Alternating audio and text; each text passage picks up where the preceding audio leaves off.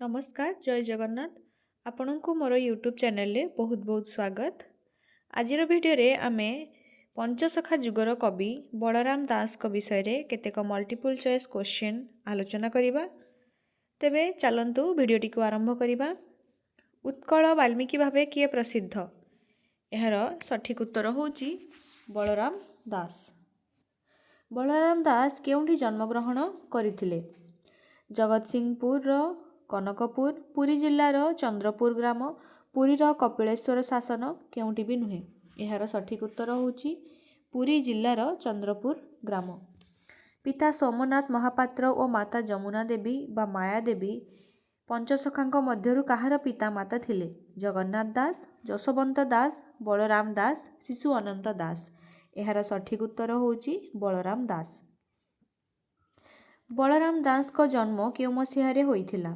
1485 मसीहा, 1486 मसीहा अथवा 1487 मसीहा, 1476 मसीहा अथवा 1486 मसीहा, 1473 अथवा 1484 मसीहा।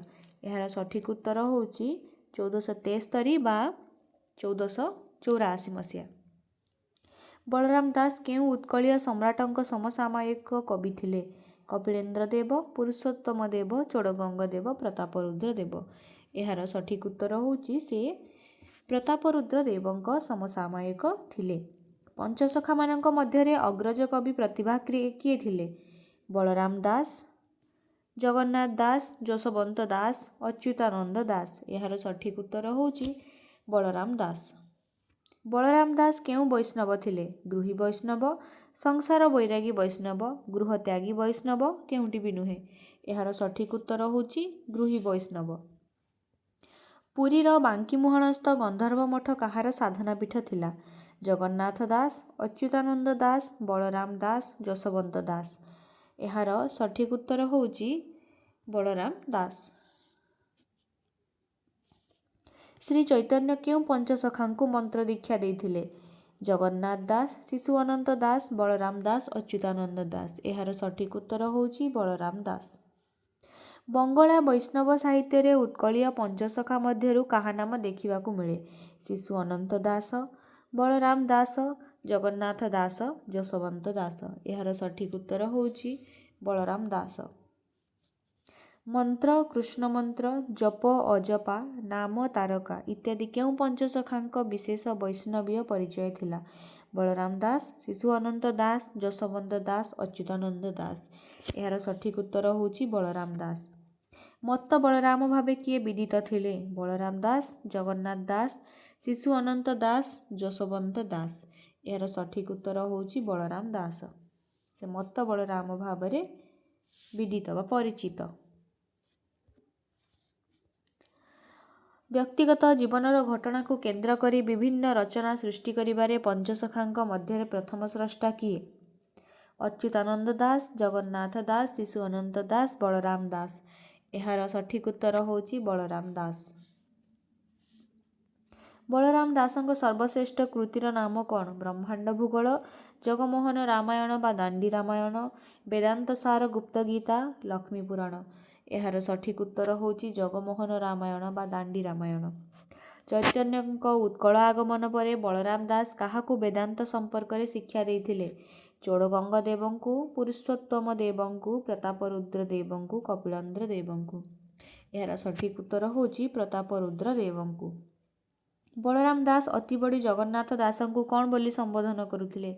मित, बंधु, सखा, सखी। एहार सठिक उत्तर होची सखी।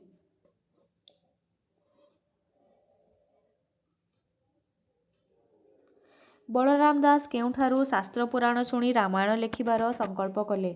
जगन्नाथ दासंक ठारु, मुक्तिमंडपरु, विप्रंक मुखरु केउंटी भी नुहे। एहार सठिक उत्तर होची विप्रंक मुखरु। काहा आज्ञारे बलराम दास रामायण ग्रंथ लेखा आरंभ करिथिले? जगन्नाथंक, बलरामंक, सुभद्रांक, श्री चैतन्यंक। एहार सठिक उत्तर होची जगन्नाथंक। कवि बलराम दास स्वकृत रामायणर अन्य नाम कौन देइथिले? महानाटक, नाटक, महापुराण, महाकाव्य।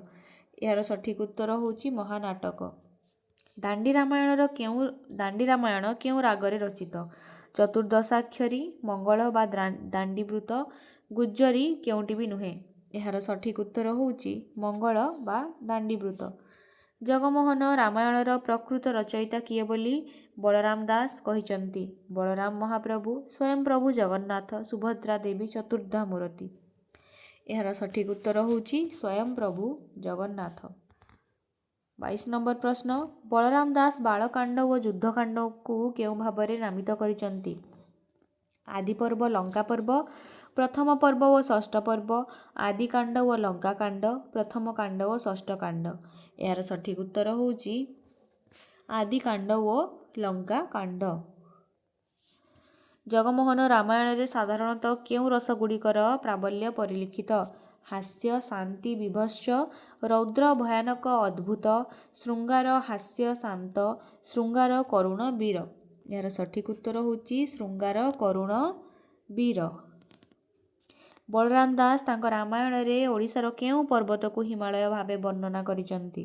ମେଘାସନ, କପିଳାସ, ମହେନ୍ଦ୍ରଗିରି, ନୀଳଗିରି। ଏହାର ସଠିକ୍ ଉତ୍ତର ହେଉଛି କପିଳାସ। ରାମଙ୍କ ପକ୍ଷେ ଯୁଦ୍ଧ କରୁଥିବା ସୈନ୍ୟମାନଙ୍କୁ ବଳରାମ ଦାସ କେଉଁ ଅଞ୍ଚଳର ଅଧିବାସୀ ଭାବେ ଚିତ୍ରିତ କରିଛନ୍ତି? ଢେଙ୍କାନାଳ, କୋରାପୁଟ, କୋଣାର୍କ, ପୁରୀ। ଏହାର ସଠିକ୍ ଉତ୍ତର ହେଉଛି କୋଣାର୍କ। 26 ନମ୍ବର, ବଳରାମ ଦାସଙ୍କ ବେଦଜ୍ଞାନର ପରିଚୟ ତାଙ୍କ କେଉଁ ଗ୍ରନ୍ଥରୁ ମିଳିଥାଏ?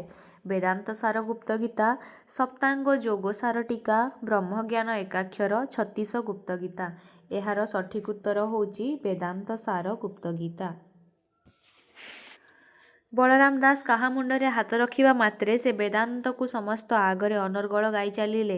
କୃଷ୍ଣ ଦାସ, ବଳରାମ ଦାସ, ନିଧି ଦାସ, ହରିଦାସ ନାମକ ନିପଟ ମୂର୍ଖ। ଏହାର ସଠିକ୍ ଉତ୍ତର ହେଉଛି ହରିଦାସ ନାମକ ନିପଟ ମୂର୍ଖ। ବେଦାନ୍ତ ସାର ଗୁପ୍ତ ଗୀତା କେତେ ଅଧ୍ୟାୟ ବିଶିଷ୍ଟ? 42, 32, 22, 33। ଏହାର ସଠିକ୍ ଉତ୍ତର ହେଉଛି 32 ଅଧ୍ୟାୟ ବିଶିଷ୍ଟ। ବେଦାନ୍ତ ସାର ଗୁପ୍ତ ଗୀତା କେଉଁ ବୃତ୍ତରେ ରଚିତ?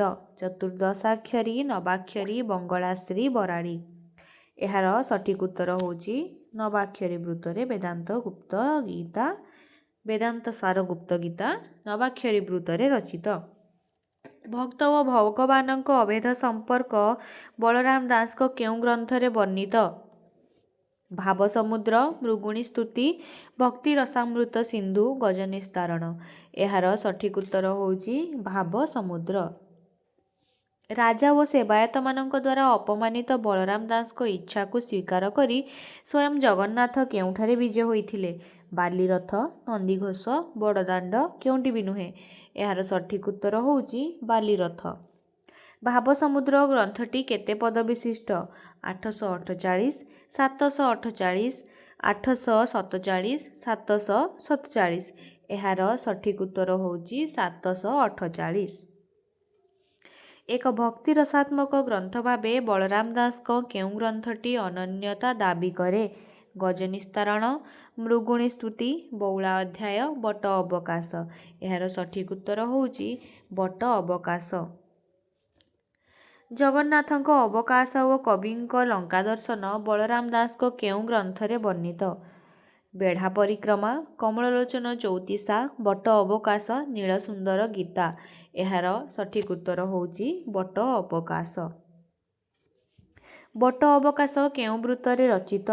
ଦାଣ୍ଡିବୃତ, ଗୁଜ୍ଜରୀ, ରାମକେରି କେଉଁଟି ବି ନୁହେଁ। ଏହାର ସଠିକ୍ ଉତ୍ତର ହେଉଛି ଦାଣ୍ଡିବୃତ୍ତରେ ବଟ ଅବକାଶ ରଚିତ। ଏକ ତାତ୍ତ୍ୱିକ ଟୀକା ଗ୍ରନ୍ଥ ଭାବେ ବଳରାମ ଦାସଙ୍କ କେଉଁ ରଚନାଟି ଆଦୃତ? ବ୍ରହ୍ମାଣ୍ଡ ଭୂଗୋଳ, ବ୍ରହ୍ମପୁରାଣ, ଶରୀର ଭୂଗୋଳ, ଭକ୍ତି ରସାମୃତ ସିନ୍ଧୁ। ଏହାର ସଠିକ୍ ଉତ୍ତର ହେଉଛି ବ୍ରହ୍ମାଣ୍ଡ ଭୂଗୋଳ। ସଂସ୍କୃତ ଭାଗବତର ସୃଷ୍ଟିତତ୍ତ୍ୱ, ଯୋଗତତ୍ତ୍ୱ ସମ୍ବଳିତ ଅନେକ ଦର୍ଶନ ଓ ଜଗନ୍ନାଥ ଦାସଙ୍କ ଓଡ଼ିଆ ଭାଗବତର କେତେକାଂଶରେ ତାତ୍ତ୍ୱିକ ଆଲୋଚନା ବଳରାମ ଦାସଙ୍କ କେଉଁ ଗ୍ରନ୍ଥରେ ଦେଖାଯାଏ? ଶରୀର ଭୂଗୋଳ, ଭକ୍ତି ରସାମୃତ ସିନ୍ଧୁ, ବ୍ରହ୍ମାଣ୍ଡ ଭୂଗୋଳ, ବ୍ରହ୍ମପୁରାଣ। ଏହାର ସଠିକ୍ ଉତ୍ତର ହେଉଛି ବ୍ରହ୍ମାଣ୍ଡ ଭୂଗୋଳ।